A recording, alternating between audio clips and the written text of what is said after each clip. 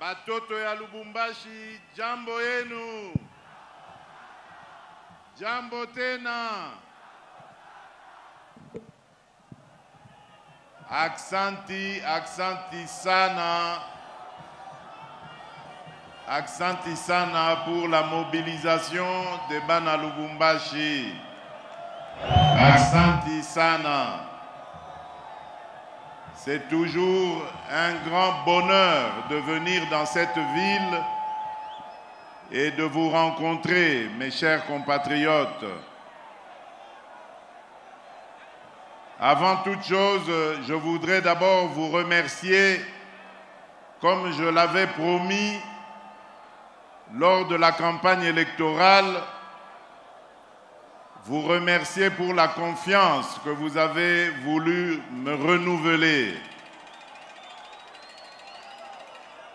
Vous vous souvenez que lors de la campagne, j'avais pris 6 engagements.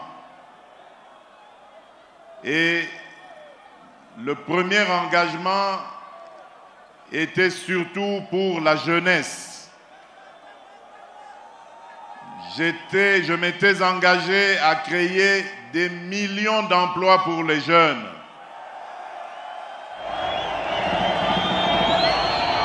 Les jeunes, vous devez savoir que ma mission est de vous responsabiliser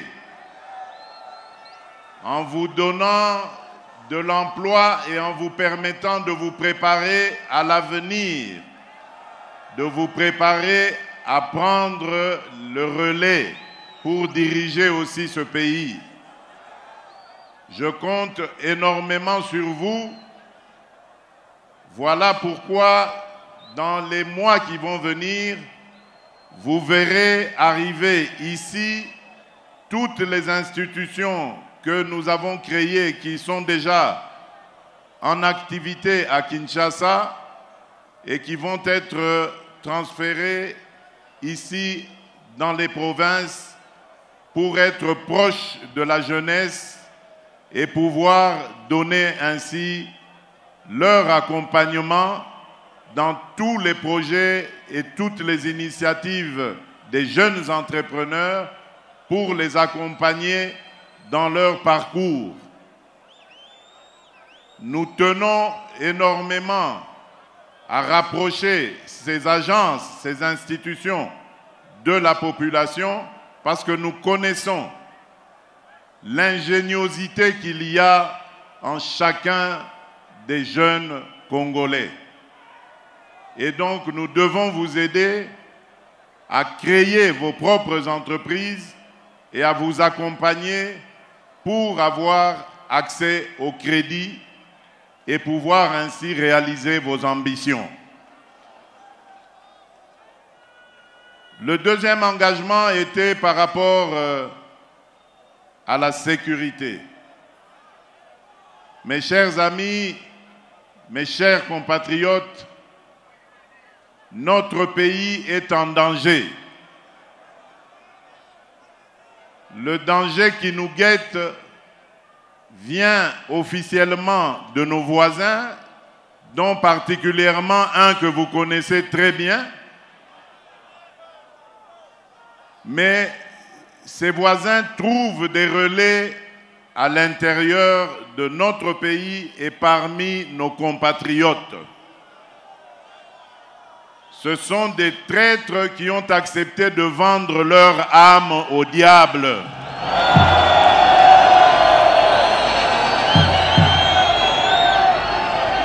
Je vous mets en garde contre ces manipulations.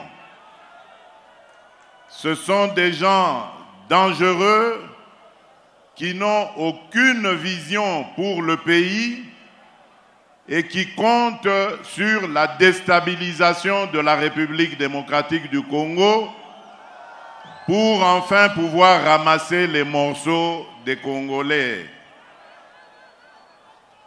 Soyez très vigilants parce que l'une des provinces visées dans cette campagne de déstabilisation par nos ennemis, c'est la province du Haut-Katanga.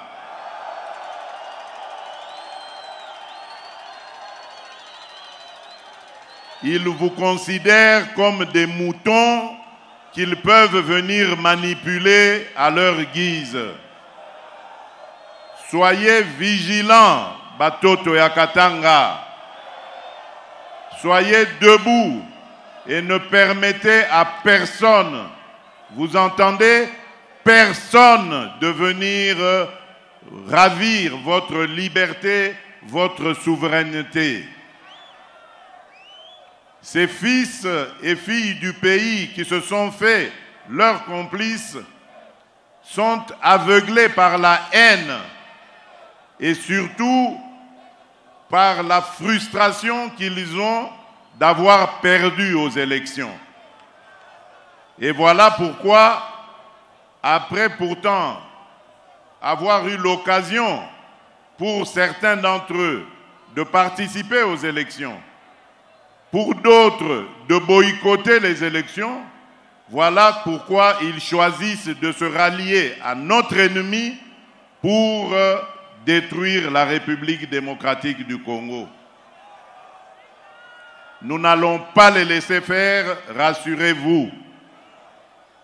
Nous allons, et nous sommes déjà en train de le faire, renforcer les capacités de nos forces de défense et de sécurité pour défendre la patrie envers et contre tout.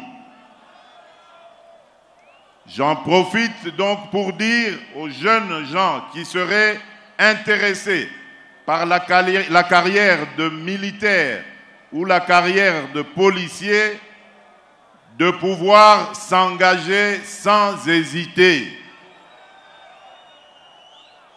Toutes les mesures sont prises pour accueillir les jeunes gens qui voudraient embrasser ces deux carrières-là.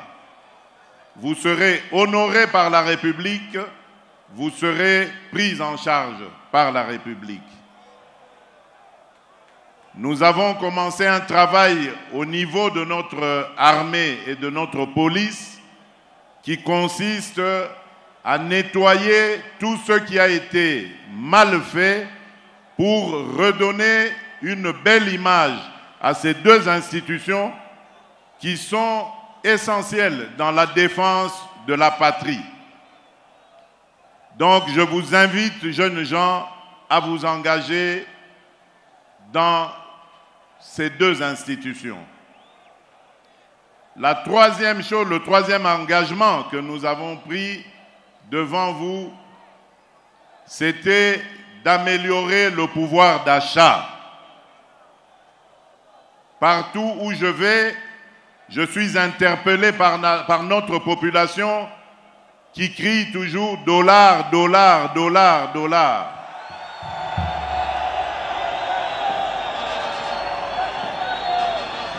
Mes chers compatriotes, le dollar, malheureusement, n'est pas notre monnaie.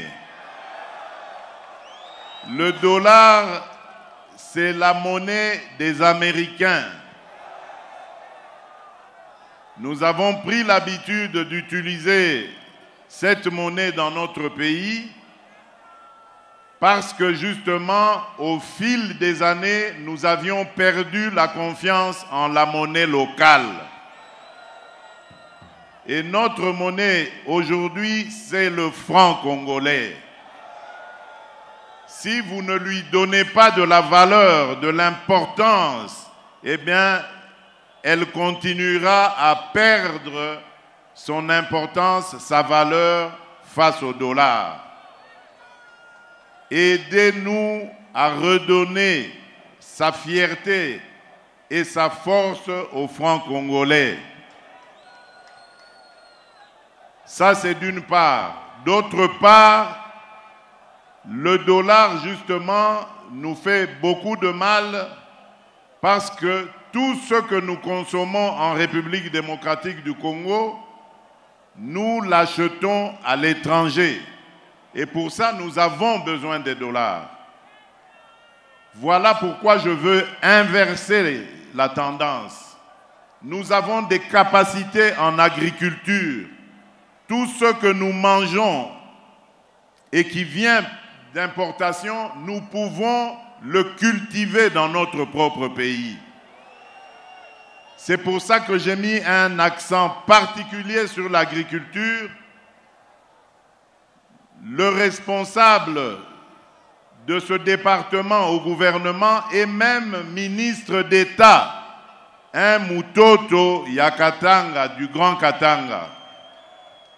Je l'ai chargé de réaliser ce miracle-là, celui qui consiste à faire de la République démocratique du Congo le grenier de toute l'Afrique. Et ce n'est pas un rêve, mes chers amis. C'est une ambition possible. Nous avons 120 millions d'hectares de terres arables. Nous pouvons développer une agriculture qui va nous aider à combattre l'insécurité alimentaire. Mais pour cela, nous avons besoin des bras et des mains des Congolaises et des Congolais. Voilà pourquoi vous, les jeunes, vous êtes mon espoir. Nous allons mettre tous les moyens à votre disposition parce que je connais votre ingéniosité, je connais votre intelligence, votre capacité de créer. Et nous allons vous donner les moyens, même dans l'agriculture, pour multiplier les initiatives, arriver après la culture, la production, à la transformation. Parce que c'est cela qui va amener des emplois, comme je l'ai dit. Et grâce à cela, je vais donc aller sur mon 4e engagement. Nous allons pouvoir diversifier notre économie. Vous savez que notre économie dépend uniquement et en grande partie des mines. Mais nos minerais là, Dieu nous a bénis, certes, en nous les donnant, mais nos minerais nous ont apporté beaucoup de malheurs, comme vous le savez. Nous sommes victimes de violences en tout genre, de spoliation, d'escroquerie. Et même aujourd'hui, la guerre qu'on nous impose à l'Est par un de nos voisins barbares, elle est due justement au pillage de nos minerais. Voilà pourquoi je suis en train de marteler sur le fait que nous devons vous donner les moyens, nous devons nous donner les moyens de diversifier notre économie, de créer de la richesse grâce à plusieurs autres domaines que nous avons dans notre pays. Et pour cela, nous avons une arme très efficace, c'est notre jeunesse, c'est vous, chers compatriotes. Oui, nous allons parler de la Constitution, nous allons parler de la Constitution.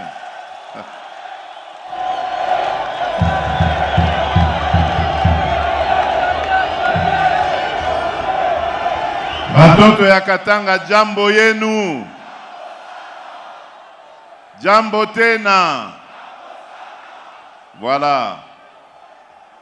J'ai entendu changer constitution. Je vais arriver à ce point-là.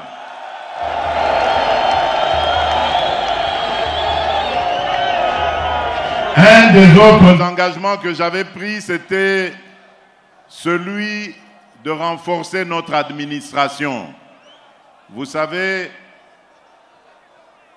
ce qui a tué notre pays, c'est justement le manque de prise en compte, de prise en charge des administrés, c'est-à-dire vous, les Congolaises et les Congolais. À aucun endroit vous pouvez trouver, plus vous vous éloignez de la capitale, une administration digne de ce nom. Parce que tout a été sabordé pendant des décennies. On n'a pas eu le moindre souci, la moindre considération pour notre administration. Or, nous en avons besoin Et ce n'est qu'à travers cette institution que nous pourrions relever notre pays. Voilà pourquoi, dans le fameux programme de développement des 145 territoires, il y a un volet essentiel de construction des bâtiments administratifs. Nous commençons par là pour ensuite former et moderniser ceux qui vont travailler justement à redorer le blason de notre administration. Grâce à une administration moderne, la RDC pourra faire face à ces nombreux défis. Oui, je vous ai dit que nous allons parler de la révision ou du changement de la Constitution.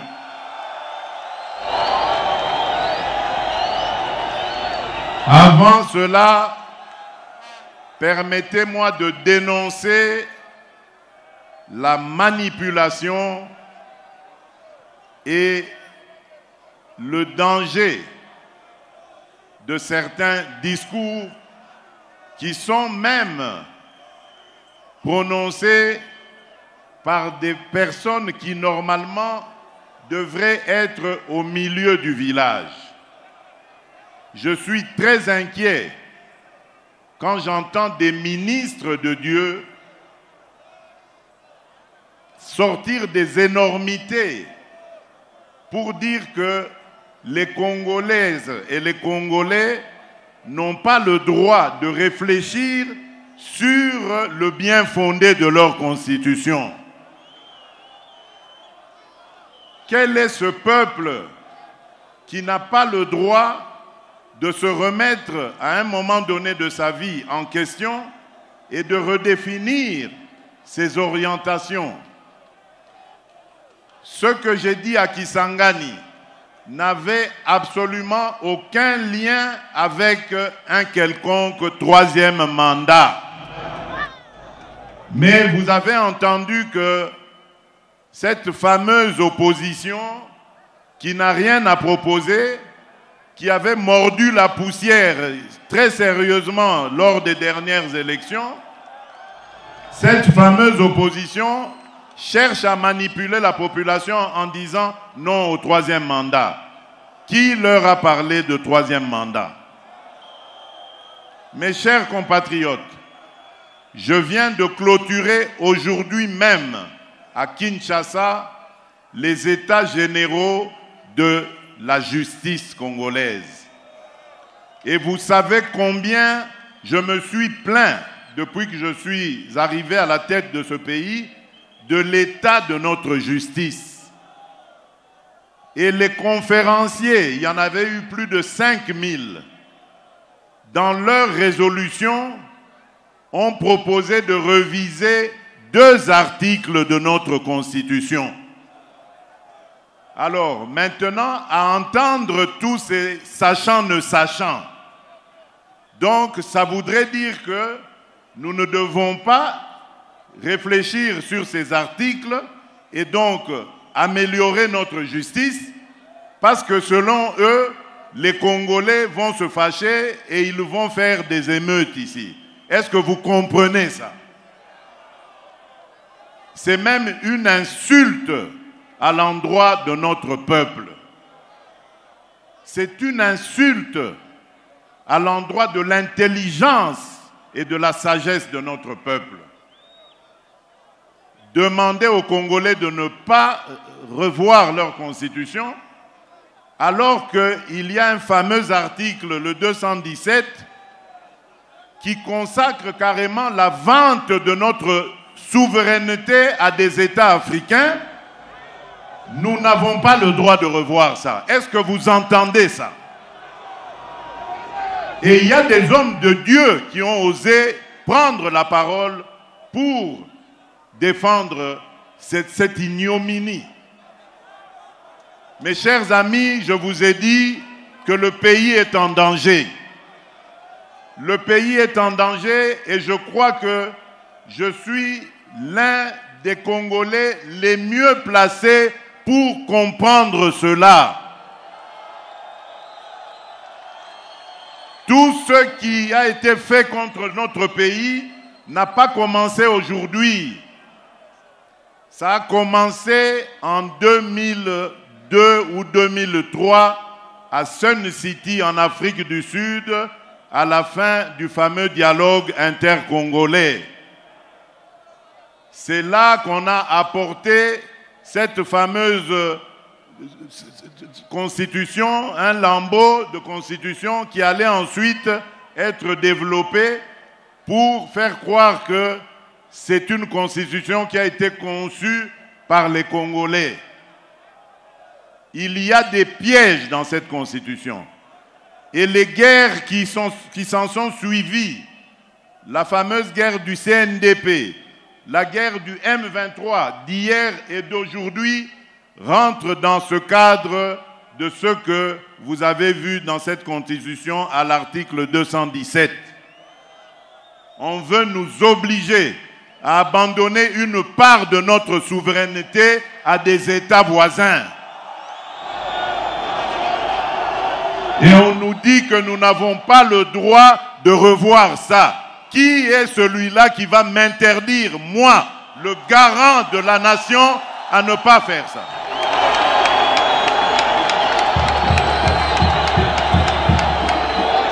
Je vous confirme encore ce que j'avais dit à Kisangani.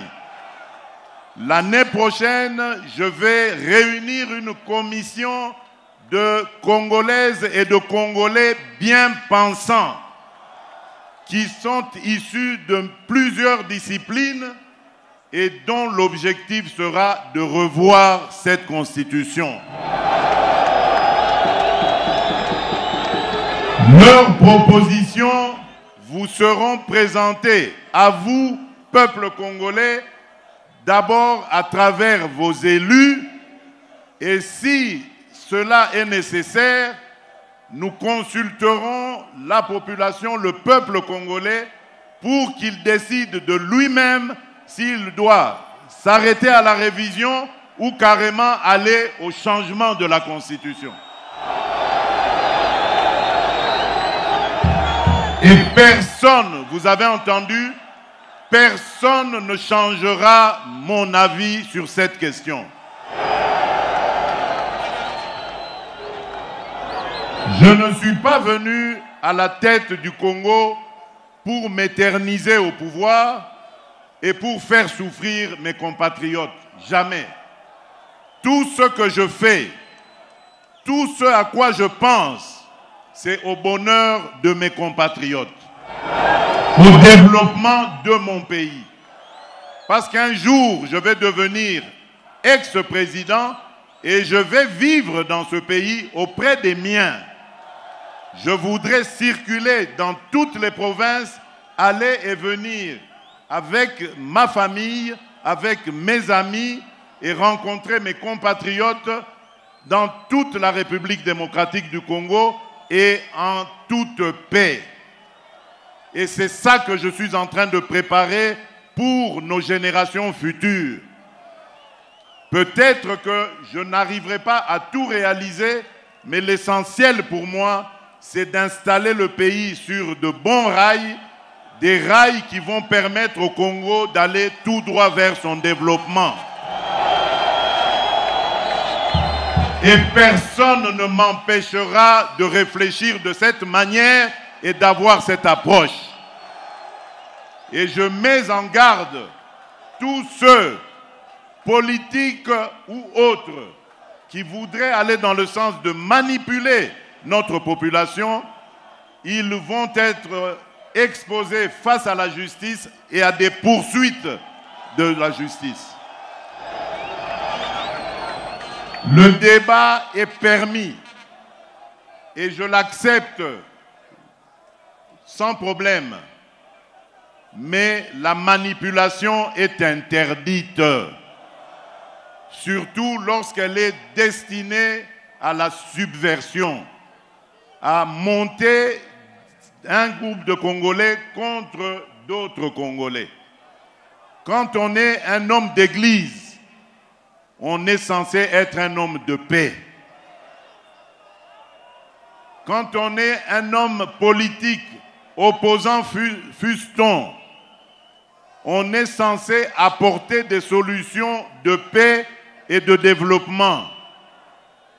On ne peut pas manipuler ses compatriotes pour les amener à se déchirer, voire même à s'entretuer.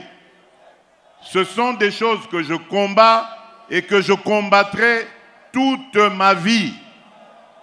Je n'ai pas commencé à combattre le tribalisme seulement quand je suis devenu président de la République. J'ai combattu le tribalisme avant d'être président de la République. Ce n'est pas quand je suis devenu président que j'ai commencé à combattre l'injustice. J'ai commencé à combattre l'injustice depuis mon enfance, depuis avant même que je ne sois président de la République. Et ça ne va pas s'arrêter parce que quelques individus mal intentionnés et surtout manipulés par des officines étrangères vont m'intimider.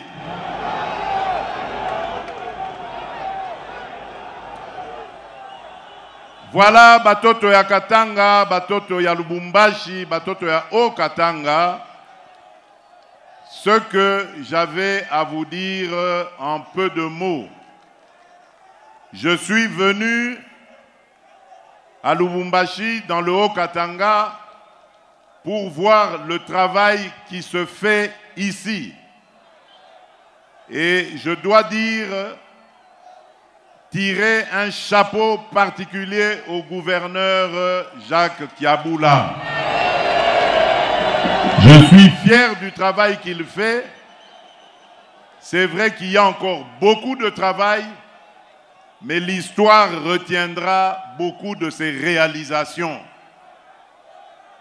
Je suis fier parce que ceux qui avaient dirigé le Katanga avant, surtout lorsque le Katanga était uni, se sont bombés le torse à plusieurs reprises sur des soi-disant réalisations qu'ils avaient faites ici.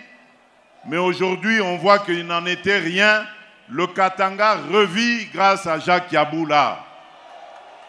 Je tiens à le remercier et à le féliciter. Demain, j'irai à Kipushi pour relancer les activités de l'entreprise Kiko qui était à l'arrêt depuis 33 ans, mes chers amis. Et ceux qui avaient dirigé le Katanga, eux n'avaient pas vu que cette entreprise était à l'arrêt, celle qui nous produit du zinc d'une teneur unique au monde. Ils n'avaient pas vu que cette entreprise était à l'arrêt. Aujourd'hui, sous mon impulsion, grâce à une nouvelle dynamique impulsée à la GECAMINE, nous avons le plaisir de vous annoncer la relance des activités de Kiko. Kipushi va pouvoir revivre, des emplois vont se créer par centaines, voire par milliers, directs, et d'autres emplois indirects se créeront grâce à cette activité qui va être une activité qui va faire rayonner la ville de Kipushi dans le monde entier. Parce que le zinc est très prisé dans les industries actuelles. Ensuite, j'irai à Kanyamaka CC pour aussi aller rencontrer ce que un des fils, des valeureux et dignes fils du Grand Katanga, le général Jean-Pierre Kassongo Kabouik, est en train de faire là-bas avec le service national. Le service national qui, rappelez-vous, était une initiative du défunt Mouzé Laurent Désiré Kabila. Mais que ceux qui nous critiquent aujourd'hui avaient complètement mis à mal, si pas carrément anéanti. Nous avons eu l'ouverture d'esprit de comprendre que c'était une initiative fort louable et très précieuse pour la République démocratique du Congo. Et nous avons appuyé ce valeureux et digne fils, le général Jean-Pierre Kassongo, qui nous a relevé cette institution qui est devenue aujourd'hui une vitrine de ce que nous pouvons faire de notre jeunesse délinquante. Nous avons voulu donner la chance à toutes les Congolaises et à tous les Congolais, de quelque bord social qu'ils soient, de quelque orientation civile qu'ils aient prise, qu'ils comprennent que l'État est là, à leur disposition, disponible pour eux, pour les accompagner, les relever lorsqu'ils ont chuté et les réorienter dans une vie nouvelle. Voilà ce que nous voulons faire, à la fois ici dans le Haut-Katanga, mais aussi partout ailleurs en République démocratique du Congo. Et nous allons pour cela nous baser sur vous, jeunes filles, jeunes garçons congolais, parce que nous savons que vous êtes notre force, vous êtes le capital humain qui va transformer le Congo de demain. Voilà, je vous remercie encore une fois. Aksanti Sana, que Dieu vous garde, que Dieu vous bénisse. Nous allons encore, et je suis certain, nous revoir. Je vous remercie. Et voilà. Voilà, pas de pineuse question de révision ou changement de constitution. Le président de la République confirme que personne ne changera mon avis à ce sujet, a-t-il dit. Donc il confirme, il a donné toutes les motivations en tout cas, qui vont à la faveur d'un changement. Il a dit l'année prochaine, il va mettre en place une équipe pour réfléchir sur cette question. Voilà ce que nous pouvons donc retenir ici. C'est une adresse qui aura tenu toutes ses promesses. Le président de la République confirme bel et bien son engagement de pouvoir revoir la Constitution ou carrément la réviser. Mais cela dépendra des réflexions qui découleront de cette commission qui va mettre en place. Et le président de la République a également dit qu'aujourd'hui, les participants qui ont terminé 10 jours de réflexion sur les états généraux de la justice ont recommandé entre autres la révision de 2 articles. Et c'est une composante non moins importante de la justice, l'appareil judiciaire, qui a recommandé au président de la République de pouvoir revoir articles non moins importants de la Constitution. Voilà. Merci Giscard, tout est bien qui finit bien. Et là, nous jetons des fleurs à Madame Sylvie Elengue-Niembo, qui ne ménage aucun effort pour déployer son personnel et les matériels pour vous faire revivre en direct les discours du chef de l'État ici à Lubumbashi. Merci à toute l'équipe technique.